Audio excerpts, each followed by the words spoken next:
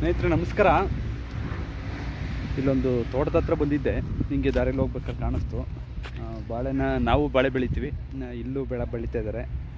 ಎಲ್ಲೆಲ್ಲಿ ಯಾವ್ಯಾವ ಹವಾಗುಣಕ್ಕೆ ತಕ್ಕಂತೆ ಬೆಳಿಬೋದು ಅಂಥದ್ದನ್ನೆಲ್ಲ ಬೆಳೀತಾ ಇದ್ದಾರೆ. ಪರವಾಗಿಲ್ಲ, ಒಳ್ಳೆ ಕೆಲಸ ಮಾಡಿದ್ದಾರೆ ನೋಡಿ. ಚೆನ್ನಾಗಿ ಮಾಡಿಲ್ಲ, ಕೆಲಸನ ತುಂಬ ಚೆನ್ನಾಗಿ ಮಾಡಿದ್ದಾರೆ.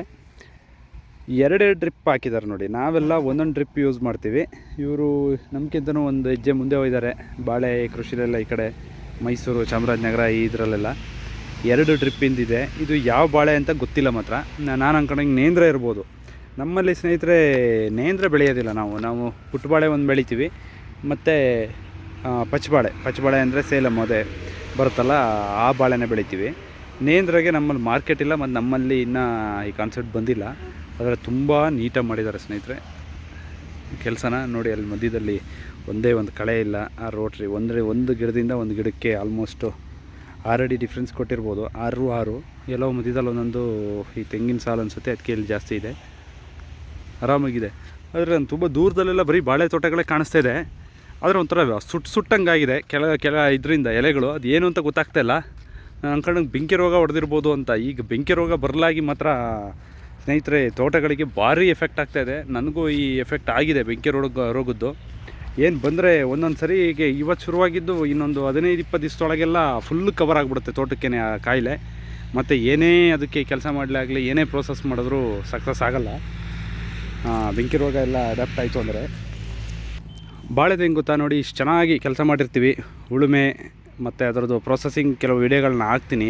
5 ನೇಗ್ಲು ಹೊಡ್ಸಿರ್ತೀವಿ ಒಂದೆರಡು ಸರಿ. ಅದ್ರನ್ನ ಈಗ ನೆಕ್ಸ್ಟು ರೋಟ್ರಿ ಹೊಡಿಸಿ ಅದಕ್ಕೆ ಸುಣ್ಣ ಬೇಕಾ ಯಾವುದೇದು ಮಲ್ಚಿ ಫಸ್ಟ್ ಸುಣ್ಣನ ಉಕ್ಕೊಂಡು ಅದ್ರ ನಂತರ ಸಿಂಗಲ್ ನೇಗ್ಲು ಹಾಕ್ಸಿ ಅದರ ಗುಂಡಿ ಒಳಗೆ ಬೇವಿನ ಹಿಂಡಿ ಆಗಲಿ, ಟ್ರೈಕೋಡರ್ಮಾ ಸುಡೋನಮಸ್ಸು ಈ ಥರದ್ದೆಲ್ಲ ವ್ಯವಸ್ಥಿತವಾಗಿ ಹಾಕಿ ಆಮೇಲೆ ನಾವು ಗಿಡನ ಕಂದು ಕೂರಿಸ್ತೀವಿ. ಇಲ್ಲಾಂದರೆ ಸಸಿನ ತಂದು ಕೂರಿಸ್ಬೋದು.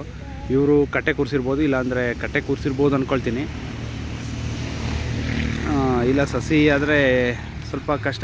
ಸಸಿನೇ ಬೇರೆ ಥರ ಬರುತ್ತೆ. ಅದು ಸಸಿನೂ ಇಷ್ಟೇ ಫಾಸ್ಟಾಗಿ ಬರುತ್ತೆ. ಚಿಕ್ಕದು ಹಾಕ್ಬೇಕಾದ್ರೆ ಮಾತ್ರ ಚಿಕ್ಕದಾಗಿರುತ್ತೆ ಅಷ್ಟೇ. ಮತ್ತು ಇವರು ಡ್ರಿಪ್ ಹಾಕಿರೋದು 2. ಯಾಕೆ ಡ್ರಿಪ್ನ ಇದು ಮಾಡಿದ್ದಾರೆ ಅಂದರೆ ಫ್ಯೂಚರಲ್ಲಿ ಜಾಸ್ತಿ ಆದಾಗ ಆಚೆ ಸೈಡಿಗೆ ಒಂದು, ಈಚೆ ಸೈಡಿಗೆ ಒಂದು ಬಿಡ್ಬೋದು. ಈ ಗಿಡದಿಂದ ಆ ಭಾಗಕ್ಕೊಂದು ಮತ್ತು ಈ ಭಾಗಕ್ಕೆ. ಆವಾಗ ಎಲ್ಲ ಬೇರುಗಳಿಗೂ ಸರಾಗವಾಗಿ ಒಳ್ಳೆ ನೀರು ಸಿಗೋದ್ರಿಂದ ತುಂಬ ಚೆನ್ನಾಗಿ ಗ್ರೋತ್ ಆಗಿ ಬರುತ್ತೆ. ಫೆನ್ಸಿಂಗ್ ಸಿಸ್ಟಮು ಇಷ್ಟೆಲ್ಲ ಹಾಕಿ ಬೆಳೆದಿರ್ತೀವಿ. ಇದು ಚಿಕ್ಕದ್ರಲ್ಲಿ ಏನು ಗೊತ್ತಾಗಲ್ಲ ಸ್ನೇಹಿತರೆ. ಈಗ ಬರೋದು ಏನಿದ್ರು ಅದೇ ಒಂದು ಸ್ವಲ್ಪ ದೊಡ್ಡದಾಗಿದ್ದ ತಕ್ಷಣ ತರಗಮಾರಿ ಸಿಗಟಕ ಅಂತೇಳಿ ಬರುತ್ತೆ. ಅದನ್ನು ಹಿಂಗೋ ಅವಾಯ್ಡ್ ಮಾಡ್ಕೊಳ್ತೀನಿ ಅಂದರೆ ಅದು ಕಷ್ಟನೇ. ಅವಾಯ್ಡ್ ಮಾಡ್ಕೊಂಡ್ರೆ ಒಂದೇ ಸರಿ 7 ಮಂತ್ಸ್ ಆದಮೇಲೆ. ನಮ್ಮಲ್ಲೆಲ್ಲ ಗೊನೆ ನಗರಕ್ಕೂ ಮತ್ತು ನಮ್ಮಲ್ಲಿಗೂ ತುಂಬ ಡಿಫ್ರೆನ್ಸ್ ಲೇಟ್ ಇದೆ. ನಗರದಲ್ಲೆಲ್ಲ ಬೇಗ ಗೊನೆ ಕಟಾವಿಗೆ ಬರುತ್ತೆ. ಅಂದರೆ ಕಟಾವಿಗೆ ಬರುತ್ತೆ, ಬಿಸಿಲಿರುತ್ತೆ, ಸಮ್ಮರ್ ಇರುತ್ತೆ, ಹೀಟಿಗೋ ಹ್ಯುಮಿಡಿಟಿಗೋ ಬೇಗ ಬರುತ್ತೆ. ನಮ್ಮಲ್ಲಿ ತುಂಬ ಲೇಟು. ನಮ್ಮಲ್ಲಿ ಇಲ್ಲಿ ಇವ್ರಿಗಿಂತ ಒಂದು 2-3 ತಿಂಗಳು ಮುಂದಕ್ಕೆ ಹೋಗ್ತೀವಿ. ಹಾಗಾಗಿ ನಮಗೆ 7-8 ತಿಂಗಳು ನಂತರ ನನ್ನ ಬಾಳೆ ತೋಟಕ್ಕೂ ಕೂಡ ಕಾಯಿಲೆ ಆಯಿತು.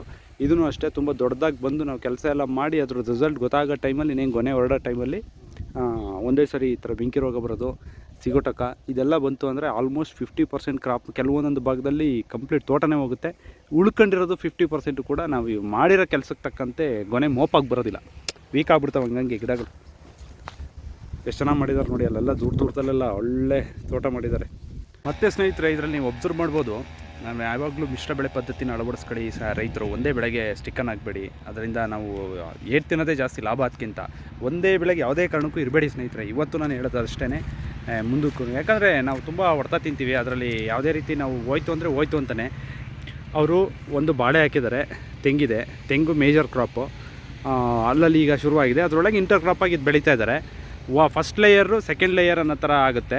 ನಾನು ಅಂದ್ಕೊಂಡಂಗೆ 1 ಎಕರೆ ಇದೆ ಅಂದರೆ ನಾವು ಅದರಲ್ಲಿ 4 to 5 ಲೇಯರ್ ಮಾಡ್ಬೋದು. 3-4 ಇದು ಕ್ರಾಪ್ನ ತೆಂಗಿನ ಜೊತೆಗೆ ಮಧ್ಯದಲ್ಲಿ ಯಾವುದಾದ್ರೂ ಒಂದು ಫ್ರೂಟ್ ಗಿಡಗಳು ಹಾಕ್ಬೋದು. ಇಲ್ಲಿ ಯಾವ ಥರದ್ದು ಬರುತ್ತೆ. ಮತ್ತು ಜಾಸ್ತಿ ಹೈಟು ತೆಂಗಿಗೆ ಡಿಸ್ಟರ್ಬ್ ಆಗದಲ್ಲೇ ಇರೋ ಥರ ಬೇಲಿ ಸುತ್ತದಲ್ಲಿ 1 ರೌಂಡು ಯಾವುದಾದ್ರೂ ಮುಂದಕ್ಕೆ ವಾರ್ಷಿಕವಾಗಿ ನಮಗೆ ಆದಾಯ ತರತಕ್ಕಂಥದ್ದು ಮರ ಕೃಷಿ, ಟೀಕ್ ಹಾಕ್ಬೋದು, ಮತ್ತು ಕೂಳಿ ಹಾಕ್ಬೋದು. ಮತ್ತು ನಾವು ಬಟರ್ಫ್ರೂಟ್ನ ಬೆಳಿಬೋದು ಸ್ನೇಹಿತರೆ ಬೇಲಿ ಸುತ್ತಲ್ಲಿ. ಅದಕ್ಕೆ ಗಾಳಿ ಬೆಳಕು ತುಂಬ ಚೆನ್ನಾಗಿ ಬರಬೇಕು. ಈ ಥರ ಮಿಶ್ರಣ ಬೆಳೆ 1 ಎಕರೆಯಲ್ಲಿ ಈಗ ಬಾಳೆನೂ, ಅದರಲ್ಲಿ ನಾವು ತೆಂಗು ಕೂಡ ತನಕ ಬಾಳೆನೂ ಬರ್ತಾ ಇರುತ್ತೆ. ಈ ಕಡೆ ಮರಗಳು ಆಟೋಮೆಟಿಕಲಿ ಬೆಳೀತಾ ಇರ್ತವೆ. ಈ ಕೆಲಸದಲ್ಲೇ ಅದು ಆಗುತ್ತೆ. ಅದ್ರ ಜೊತೆಗೆ ನಾವು ಹಣ್ಣಿನ ಗಿಡಗಳನ್ನು ಮಧ್ಯದಲ್ಲಿ ಹಾಕಿದ್ರೆ, ತೆಂಗು ಯಾವಾಗಲೂ ಫೇಸಿಂಗು ಒಂದು ಗುಂಟೆಗೊಂದು ಅಂತಾರೆ, ಬೇಡ 30-28 ಅಡಿಗೆ ಹಾಕಿದ್ರೂ ಓಕೆ. ಬೇಲಿ ಸೈಡೆಲ್ಲ 20-22 ಅಡಿಗೆಲ್ಲ ಹಾಕ್ಬೋದು. ಒಂದು 25 ಅಡಿಗೆ ಹಾಕಿದ್ರೂ ತುಂಬ ಗ್ಯಾಪ್ ಇರುತ್ತೆ. ಆ ಬಿಸಿಲು ಟೈಮಲ್ಲಿ ನಾವು ತೊಗೋಬೋದು.